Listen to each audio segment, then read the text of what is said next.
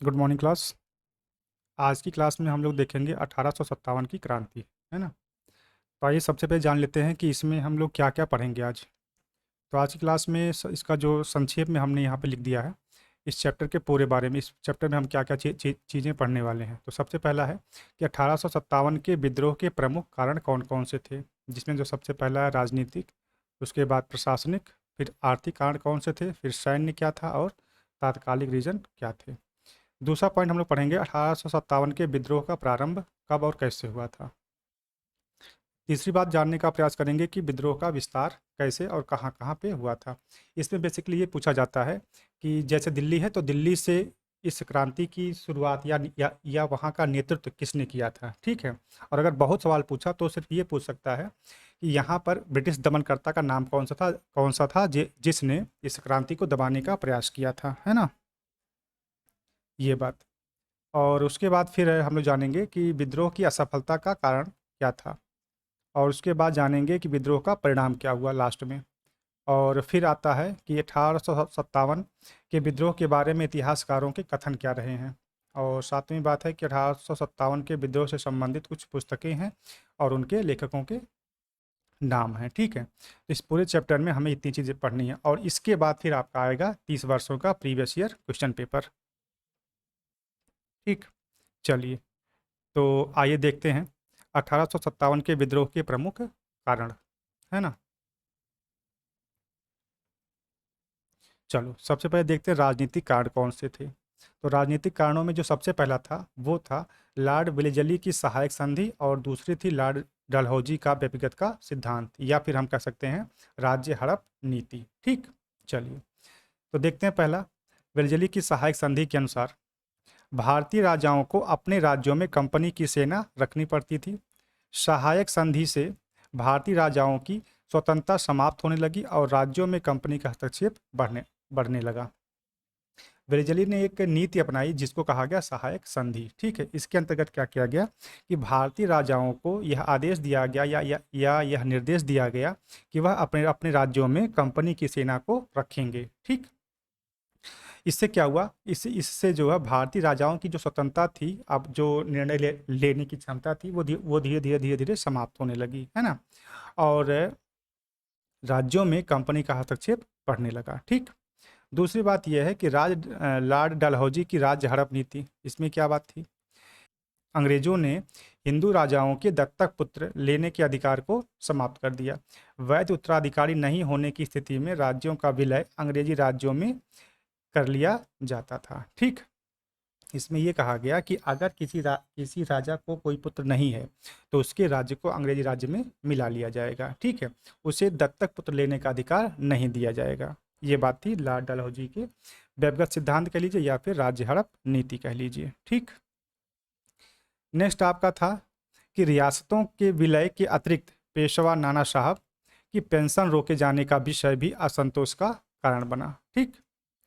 और चौथा है कि लॉर्ड डलहौजी द्वारा विलय किए गए राज्यों का क्रम, ये कभी कभार पूछ लिया जाता है। तो जो सबसे पहला है वो है सतारा। सतारा को कब मिलाया गया, 1848 में। दूसरा है जैतपुर या फिर संबलपुर, सॉरी जैतपुर और संबलपुर, इसको मिलाया गया 1849 में। फिर आता है बघाट। बघाट को कब मिलाया गया, 1850 में। उसके बाद उदयपुर 1852 में, झांसी 1853, नागपुर 1854 में। फिर आती है बात करैली की। करौली 1855 में, और फिर आता है अवध 1856 में। यहाँ पर एक नोट पॉइंट लिखा गया, उस पर थोड़ा गौर करिए कि डलहौजी ने 1855 में करौली को अपनी व्यक्तिगत नीति के तहत विलय किया था, किंतु बोर्ड ऑफ कंट्रोल ने मान्यता नहीं दी। परिणाम स्वरूप इसे वापस लौटाना पड़ा, ठीक है। तो डलहौजी ने क्या कहा कि व्यक्तिगत नीति के तहत जो है करौली को 1855 में अपने राज्य में मिला लिया, मतलब ब्रिटिश राज्य में मिला लिया। लेकिन जब बोर्ड ऑफ कंट्रोल को ये बात मालूम चली तब उसने क्या किया कि इस मान्यता को रद्द कर दिया, जिसके तहत क्या हुआ, इसे वापस लौटाना पड़ा, ठीक। दूसरी बात है कि 1856 में अवध का विलय कुप्रशासन के आधार पर किया गया, क्योंकि डलहौजी की राज्य हड़प नीति यहाँ पर लागू नहीं हो रही थी। मतलब ये कहने का था कि अंग्रेजों को भारतीय राज्यों को अपने में मिलाना था, अब वो कैसे भी करके मिलाना चाह रहे थे, ठीक है। तो जहाँ पे उनकी राज्य हड़प नीति नहीं लागू होती थी, तो वहाँ पे उन्होंने कहा कि यहाँ पे जो कुप्रशासन है, मतलब जो भारतीय राजा हैं वो इस राज्य को सही से प्रशासित नहीं कर पा रहे हैं, है ना। तो उसको हम लोग अपने अच्छे तरीके से करने का प्रयास करेंगे। इसी के आधार पर जो अवध को 1856 में अंग्रेजी राज्य में मिलाने का प्रयास किया गया। ठीक, इसके लिए अवध के रेजिमेंट स्लीमैन से रिपोर्ट मांगी गई, किंतु उसने ऐसा करने से इनकार कर दिया और कहा कि अंग्रेजों के लिए उनका नाम किसी अन्य चीज़ से ज़्यादा महत्वपूर्ण है। बाद में आउट्रम को वहाँ रेजिडेंट बना करके भेजा गया और इसी की रिपोर्ट के आधार पर 1856 में अवध का विलय कर लिया गया। ठीक, विलय के बाद हेनरी लॉरेंस को अवध का रेजिडेंट बना दिया गया, है ना। तो 1855 में जो करौली को उन्होंने अपने राज्य में मिला लिया था, उसको फिर बाद में उन्होंने वापस कर दिया। और 1856 में जो अवध को अंग्रेजी राज्य में मिलाया गया, तो उसका जो तर्क दिया गया वो ये था कि वहाँ पे कुप्रशासन चल रहा है। ठीक, तो इन सभी के आधार पर जो है भारतीय राज्यों को अंग्रेजों ने अपने राज्य में मिलाने की कोशिश की। ठीक, तो इससे क्या हुआ कि जनाक्रोश धीरे धीरे और बढ़ता गया और यही बाद में चल करके 1857 की क्रांति का रीजन बनता है ना। नेक्स्ट आपका है प्रशासनिक कारण, है ना। चलो इसमें देखते हैं क्या बातें थी। इसमें देखो कई सारे रीजन रहे हैं। देखो सबसे पहला क्या क्या था कि अंग्रेजों के द्वारा खुद को उच्च मानना। ठीक, सेकंड आपका था अंग्रेजों द्वारा उपाधियां जब्त करना। तीसरा आपका है ईसाइयत को प्रमुखता देना। चौथा है कि अकालों पर ध्यान न देना। पांचवा है भारतीय संस्कृति को हीन समझना। और छठा था सामाजिक स्थिति में हस्तक्षेप करना। और सातवां था शिक्षा। इस प्रकार से हम 7 पार्ट में इसको पढ़ेंगे, है ना। चलिए जो सबसे पहला है उसको देखने का प्रयास करते हैं कि अंग्रेजों द्वारा खुद को उच्च मानना। ठीक, चलो पहला यह है कि अंग्रेजों ने भेदभावपूर्ण नीति अपनाते हुए भारतीयों को प्रशासनिक सेवा में सम्मिलित नहीं होने दिया तथा उच्च पदों पर भारतीयों को हटाकर ब्रिटिश लोगों को नियुक्त किया। अंग्रेज भारतीयों को उच्च सेवा योग्य अयोग्य मानते थे, उच्च सेवाओं हेतु अयोग्य मानते थे। ठीक है, ये चीज़ें धीरे धीरे बाद में जाकर के 1857 की क्रांति के कारण बनते हैं, है ना। दूसरा ये है कि अंग्रेज न्याय के क्षेत्र में भी स्वयं को भारतीयों से उच्च व श्रेष्ठ समझते थे। भारतीय जज किसी अंग्रेज के विरुद्ध मुकदमे की सुनवाई नहीं कर सकते थे। अंग्रेजों की न्याय प्रणाली पक्षपातपूर्ण, दीर्घावधिक व खर्चीली थी। ठीक है, अतः भारतीय इससे असंतुष्ट थे, जो 1857 के विद्रोह में जनाक्रोश का एक कारण बना। तो देखिए यहाँ पर ये कहा जा रहा है कि जो अंग्रेज थे वो खुद को क्या मानते थे, बहुत उच्च मानते थे, है ना। और इसी नाते जो है भारतीयों को प्रशासनिक सेवा में सम्मिलित नहीं होने दिया जा रहा था। उच्च पदों पर सिर्फ और सिर्फ ब्रिटिशों को ही नियुक्त किया जाता था और वो इसका तर्क ये देते थे कि भारतीय जो है वो अंग्रेजों से उच्च नहीं है।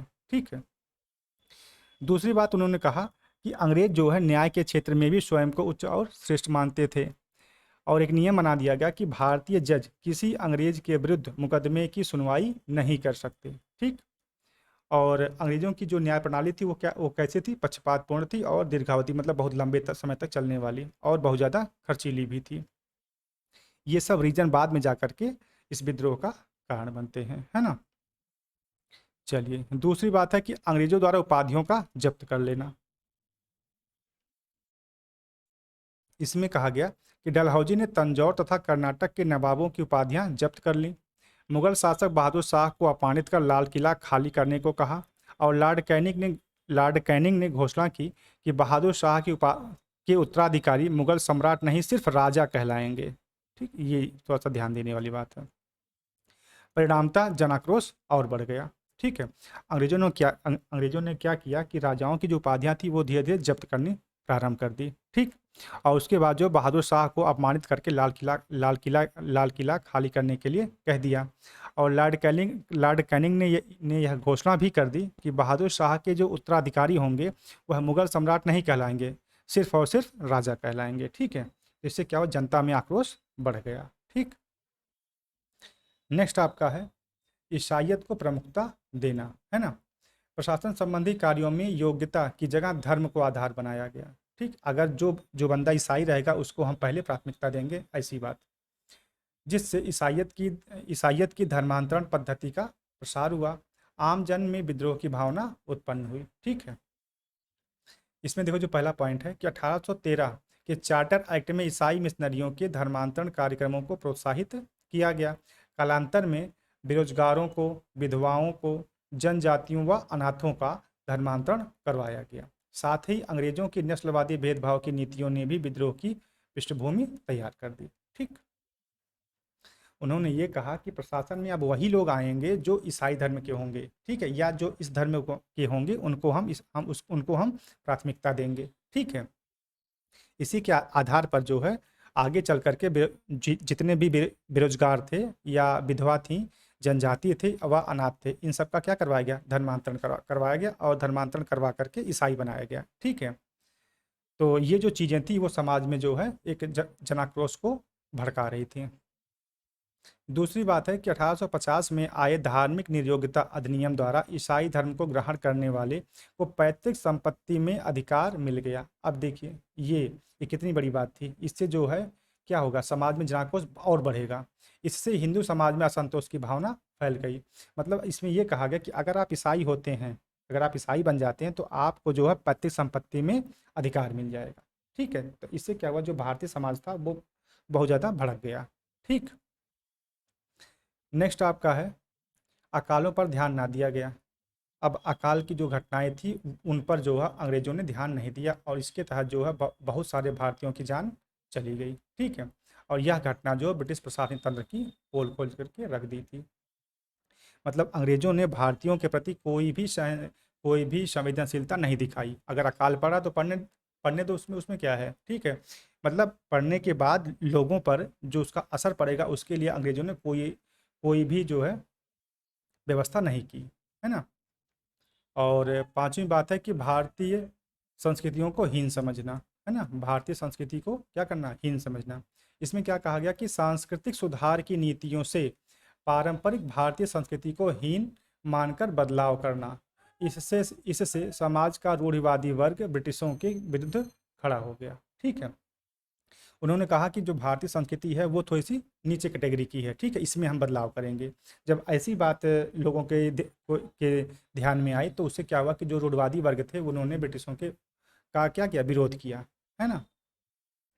नेक्स्ट आपका है सामाजिक स्थिति में हस्तक्षेप। ये थोड़ा सा इंपॉर्टेंट है, इसको जान लीजिए। सामाजिक स्थिति में हस्तक्षेप किया गया। पहला है कि 1856 में डलहौजी के समय प्रस्तुत विधवा पुनर्विवाह डलहौजी लॉर्ड कैनिंग के शासन में पारित हुआ।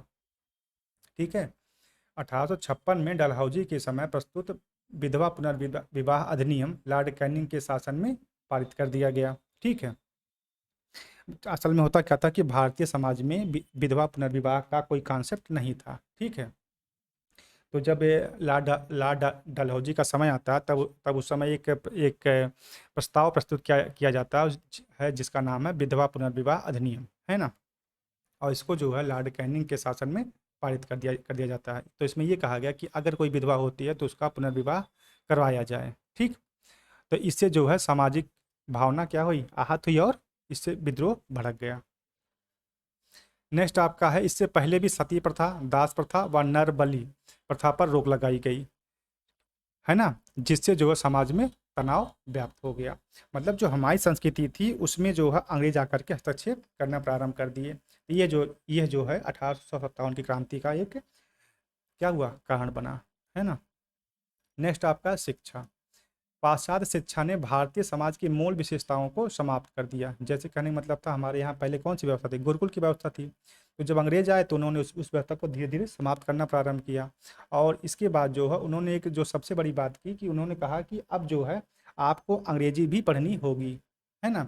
इससे क्या हुआ कि इससे जो परंपरागत शिक्षा समर्थक थे उन्होंने जो अंग्रेजों का विरोध किया। ये सारे रीजन्स जो है धीरे धीरे धीरे धीरे धीरे धीरे पुष्ट होते होते 1857 की क्रांति में परिणित हो जाते हैं। ठीक, नेक्स्ट आपका है आर्थिक कारण। अब देखिए इसमें क्या हुआ।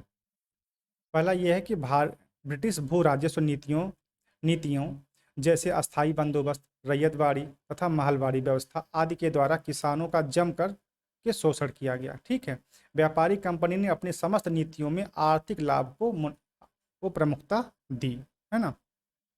अस्थाई बंदोबस्त के माध्यम से, रैयतवाड़ी के माध्यम से, महलवाड़ी व्यवस्था के माध्यम से क्या किया गया, सिर्फ और सिर्फ किसानों का जम करके शोषण किया गया, है ना।